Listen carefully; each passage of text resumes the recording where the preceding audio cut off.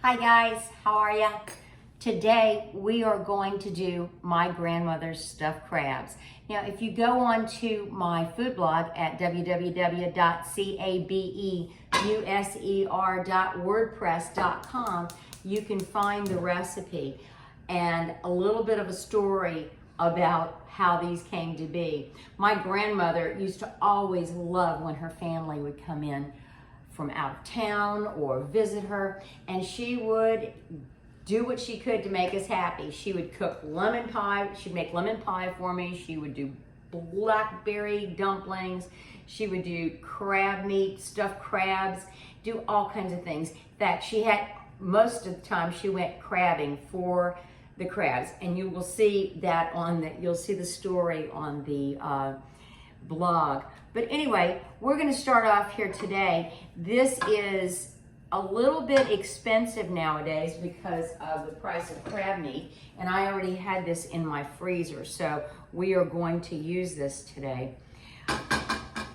We start off with a half a stick of butter, and we are going to add 3/4 of a cup of chopped onions. I chopped it pretty finely, but I want those onions to be visible in the crab.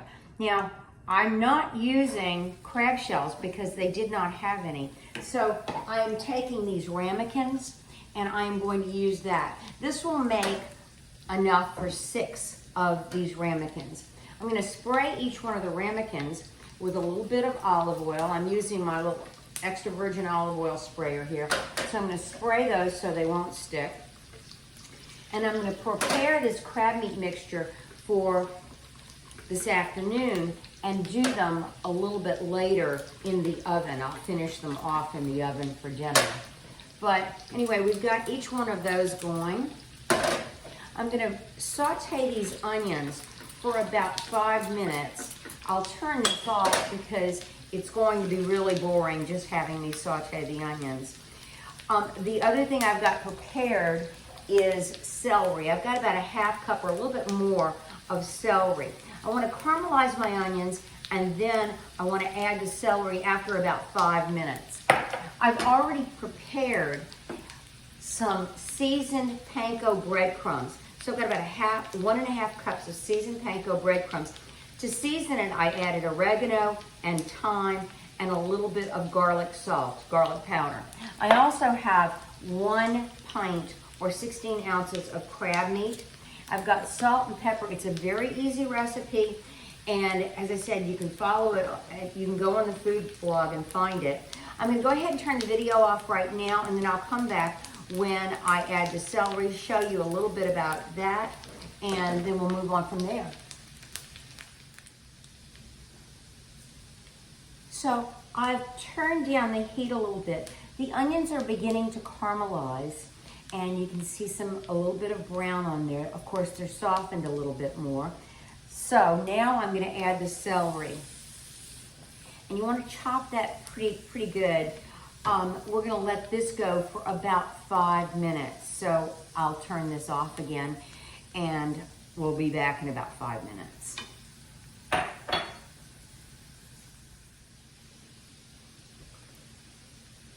Okay, we're back. It took a little bit longer than the 5 minutes on that celery. It was a little bit harder than I anticipated, so it took about 7 minutes, maybe even 8 minutes. We are going to add the breadcrumbs into this mixture right now, and we're going to move this around. There we go. So it becomes very dry. Going to incorporate into that.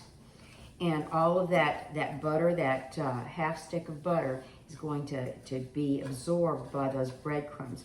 Remember, we're using panko breadcrumbs. My grandmother used to use the old Progresso seasoned breadcrumbs. You can find an interesting story about that. There's the LSU Press has been having several people in their books on, and I got one about the Sicilians, and it made me think of my grandmother's crabs And she's got a nice recipe in there. She uses all olive oil though, and she uses Parmesan cheese. We're not using any of that for these. So we've got the fire now on low. We want to make sure that we do not burn those breadcrumbs. We're going to add in another half stick of butter. I know y'all are going, oh my God, there's so much butter. But the key to this is you want it moist. And we may even have to add a little bit of water. So let me go ahead and get that. When Grandma would make these, she would, of course, go out and generally get the crabs herself. But she would also make tons of them at one time.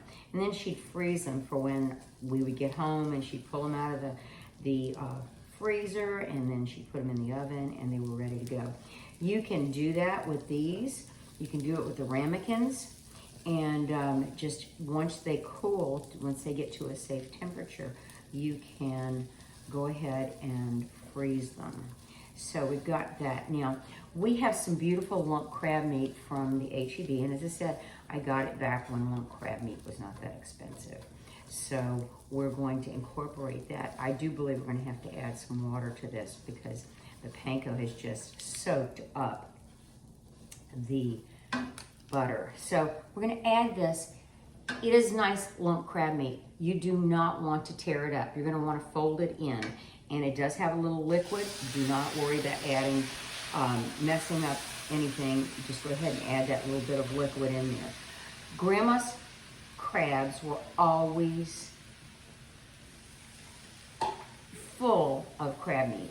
And so that was the big difference. And we've never been able to find crabs as good as hers in any of the stores or even the restaurants. Now, I think if you went to someplace like Commander's Palace, I think you'd be finding something pretty good.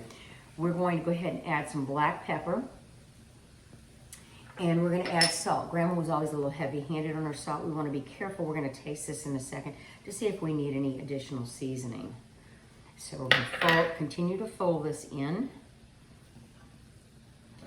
As I said, you don't want to lose, you do not want to break up your crab meat too much. You want to have that nice crab in those crabs, those ramekins or the shells. Now, as I said, since we do not have any crab shells, we are using the ramekins. You do not have to spray the shells when you do them. So we're going to put the oven on at 325 degrees. We'll preheat it. And then we will cook these for 45 minutes.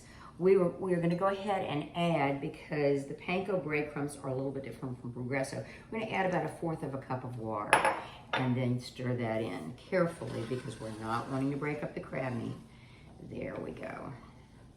Beautiful. And we've almost got the right consistency. There we go. Let's give this a taste here.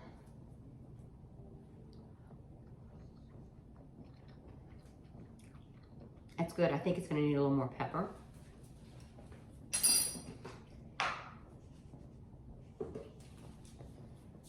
There we go. Fold that in. And a tad bit more salt.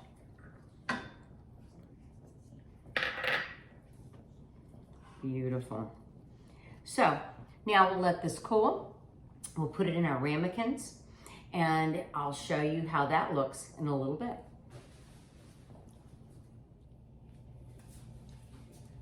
Hi, we're back now, and we did add 3/4 cup of water because it was very, very dry. I think the difference was that the panko breadcrumbs basically absorbed all the liquid instead of, say, how the Progresso did before. So we did use water in this. I would not use stock. I would just use water. One thing about Grandma's crabs, her stuffed crabs, they were chock full of the celery and the onions, and that's what we wanted to taste.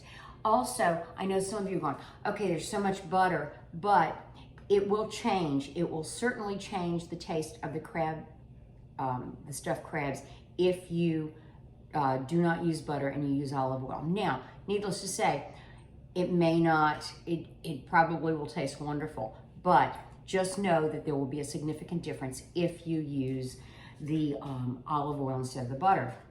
So we're gonna go ahead and take this and fill the ramekins. If I had crab shells, I'd be filling the crab shells, not all the way to the points. We use blue point crab. I would be filling them mostly in the center and making a mound in the center. So we're gonna fill this, we're gonna make a little mound here. Now I may have some stuffing left over. If I do, what I'm gonna do is take that stuffing and freeze it. And then I'm gonna buy some orange roughy fillets. And then I will do orange roughy. I'll grill it or do it in the oven. And on top of that, I will put the crab meat from this, and I will then do a béarnaise sauce to go over the top. See how these look? They're beautiful. What we're gonna wanna do when we get these in the oven, we'll try to get a crunchy top, but continue being moist. Now, you can put a little bit of olive oil on top of these to keep the top moist if you'd like. It's up to you. But this is how we do it. And I've got 3 more to do. And then I will show you, I'll take a picture of when they're baked, because the crab meat, I've already tasted the crab meat for the salt and pepper. It is delicious. And they make a lovely meal or an appetizer, depends on what you want to do. But anyway, I hope you try it. Grandma would be thrilled that we're doing her recipe. And stay tuned for more goodies.